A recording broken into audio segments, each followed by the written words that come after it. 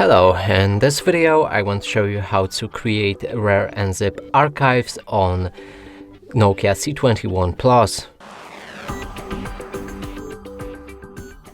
And to do this, you'll need to get the RAR app we've shown you previously on how to download it. Now let's open it. Inside we need to find the files that we want to pack, and in this case let's go right here. Select each of the file that you want to pack, click on this plus button, you'll enter archiving options. You can change any of them, but in this case, to create a simple RAR file, you can just change the name to make it look better. I will name it pictures.